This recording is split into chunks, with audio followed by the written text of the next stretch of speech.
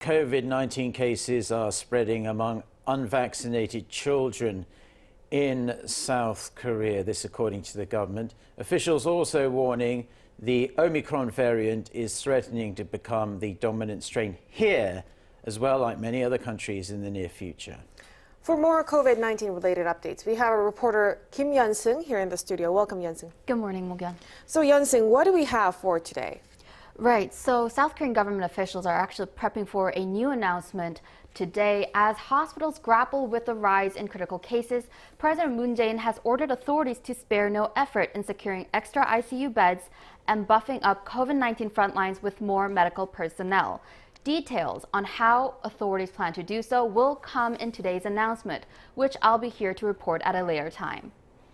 Okay, and how's the forecast looking? Normally we have figures up to a certain point in the evening the previous day, so how's it looking for Wednesday?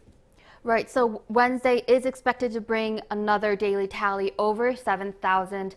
Health authorities marked up to 6,440 new COVID-19 infections by 9 p.m. Tuesday. Wednesday is typically the day that the nation sees a surge in daily cases during the week, because health authorities conduct almost double the amount of tests on weekdays compared to weekends. So even though health authorities have said that infections have been appearing to slow down a bit in recent days, we really need to wait until the end of this week to detect a shift in infection trends if there is any. So, Yeon-seung, what has been the driving force behind the recent cases? Well, infections have been rising among young children, especially elementary schoolers. The average daily cases of infections among elementary school students have almost doubled in the first 2 weeks of December, from 2,470 to 4,325. Authorities attribute the surge to the lack of vaccinations. Currently, the overall risk of COVID-19 infection is increasing, especially among unvaccinated age groups, adolescents, and those under 11, and those who are unable to get vaccinated. Right, so meanwhile, among middle school students, a group that's seeing an increase in vaccination rates, infections have gone down. Cases have gone from an average of 1,650 a day to 1,500 within the first 2 weeks of this month. Now, what we keep hearing about in regards to COVID-19 around the rest of the world is Omicron, because it is affecting the vast majority of Europe and North America right now. But we're also seeing more and more of it here in South Korea, correct? Exactly. Omicron is growing as a concern in South Korea as well. So there were 2 new Omicron clusters found in the country. 20 new Omicron cases were linked to a kindergarten in Iksan. 18 of the infected were kindergartners, while 2 were their family members. After tracing the people the infected patients have come into contact with, authorities have found 55 other suspected cases of Omicron. The variant has also spread to Gwangju City in Jeollanam-do province, with 9 new cases detected in the region. This totals up to 29 new cases in a day, adding up to a caseload of 227. Omicron cases have jumped 45-fold within just 20 days in South Korea. Experts say that the Omicron strain may outpace other variants in a couple of months and become the dominant strain. It already is in a number of countries. Take a listen. We can see another storm coming.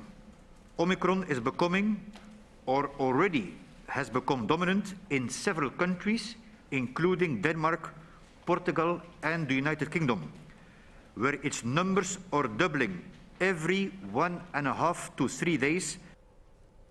So, Yeon-seung, how is the world preparing for this storm?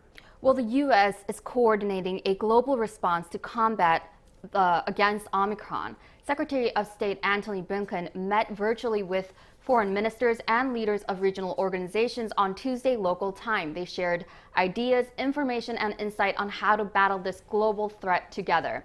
The U.S. has also promised to fund $580 million of aid for its multilateral partners to further support global health efforts.